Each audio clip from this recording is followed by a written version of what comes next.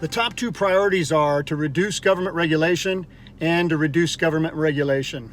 Yep, I said it twice on purpose. As evidenced by the current COVID situation, government's ability to impact the creation, operation, and survival of businesses is arguably the single largest variable at play in the business environment. A singular commitment to reviewing the regulations the county can control for intent, efficacy, and impact on business will help identify where bottlenecks are located and how to remove them. To be successful, the process should be built on stakeholders from the grassroots level working with government. The process could then prioritize which improvements and changes are needed. The commissioners need to have a publicly stated goal and commitment to delivering results. The first priority is changing how Franklin County Commission governs and the process by which policy decisions are made.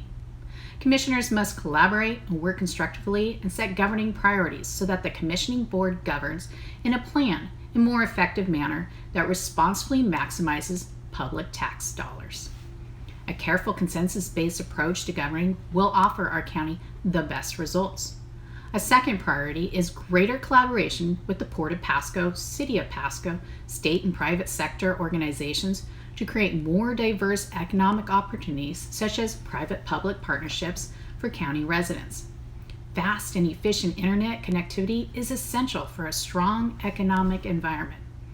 By leveraging and collaborating with other municipalities, we can expand and improve internet access across the county.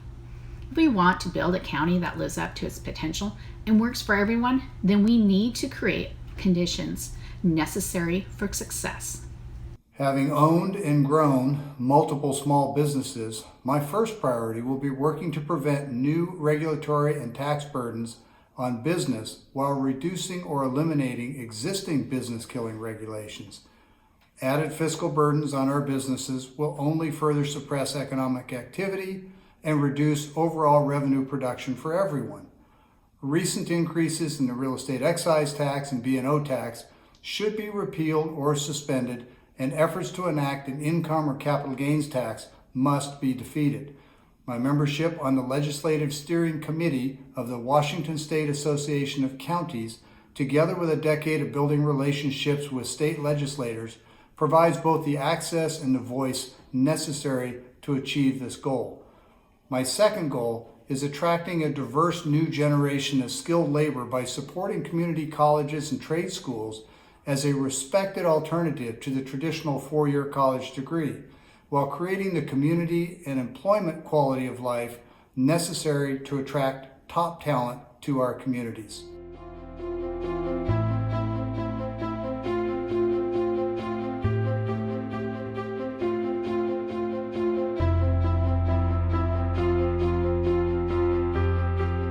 The question frames the challenges as competing goals. I do not view the two variables, safeguarding health and a healthy business environment, as being at odds with one another. More of one does not require less of the other. We can and have historically had both. Strong leadership should assure any challenge is properly framed. These two goals would require independent game plans. Safeguarding health requires you work external to government, convincing individuals to act in their own self-interest by informing them, equipping them, and supporting them to safeguard their own health. County government can help create a healthy business environment internally by clearing out as much regulation as possible. For example, in the COVID environment we're currently in, we could identify government processes that could be suspended or eliminated to help ease some of the economic impact. It is essential that our county commissioners stress social distancing and mask wearing as we work to slow the growth of COVID-19 cases while also supporting our small businesses and health district. As we continue to socially distance, the county commissioners need to direct in a timely and effective manner the CARES Act funding that Franklin County received, a little over $5 million to businesses that are struggling. Another way to help our county's businesses is through pursuing microgrants that can bring in additional economic relief, such as covering rent payments for our business owners. Finally, our commissioners should organize virtual town halls with our business leaders and public health experts in order to bring divergent views together so we can achieve our common goal of putting Franklin County on the path of success. Safeguarding public health is essential, and it's synonymous with preserving a healthy business climate. Our area is already viewed as part of a regional hotbed of coronavirus. We cannot allow that temporary image to develop into a long-term reputation. Reversing our infection rate will simultaneously safeguard the health of our constituents and mitigate further damage to our businesses, both by reopening sooner and eliminating a stigma that scares away both customers and workers. When business interests and public health collide, deference to and measures to protect public health must be the priority.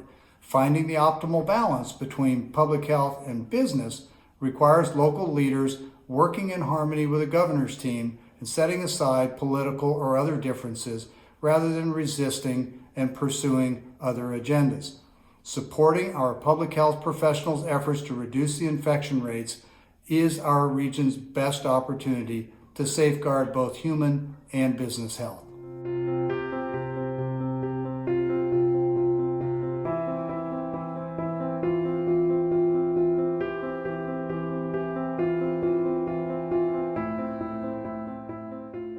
Franklin County's commission needs a fresh perspective and focused leadership. In its role as a legislative body, it has to balance the responsibilities of state, regional, and local governments. A process of annually setting clear and achievable goals that are developed by all of the elected officials and department heads has a better chance of getting everyone at the county to work together. There is a process known as priorities-based budgeting that enables the commission to implement the county's goals through the budgeting process. There are many issues from water rights, planning, dam removal, river shore management, environment, agriculture, farming, mental health, law and justice, business, trade, and adequately funding the administrative functions of government represented by the separately elected officials. All of these challenges need open, transparent, and accountable process that can lead them legislatively on behalf of the people. Right now, the most important issue facing Franklin County is the COVID-19 crisis. The projected tax revenue loss for Franklin County and its cities that will occur because of the virus is considerable. Prior to the onset of COVID-19, the Franklin County budget was already strained, with a $1.7 million being transferred from the Road Maintenance Fund to cover a massive hole in the budget. Our first priority should be to stabilize our budget during this crisis, and then explore ways to put our county in a secure footing. Prior to the onset of the virus, Franklin County was one of the fastest growing counties in the state, and I believe that we can get that progress back, and that through careful planning and by building stronger relationships with our cities, we can build a Franklin County ready for its future.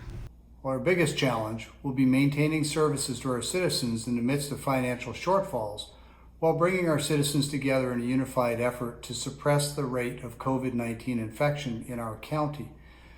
The budget model for Washington counties has been broken for decades, and opportunities to expand our local economy to overcome fiscal shortfalls are virtually non-existent in this pandemic age. Increased demand for services and declining revenues due to COVID-19 business reductions will surely strain the economic health of our county. Reductions in services and job cuts may well be unavoidable. Overcoming these challenges will require teamwork throughout the region as well as the state, but it starts locally by creating a healthy population to power a healthy economy. History has shown that we have the business talent and the leadership to do so, just as soon as we can safely overcome the coronavirus limitations currently holding us back.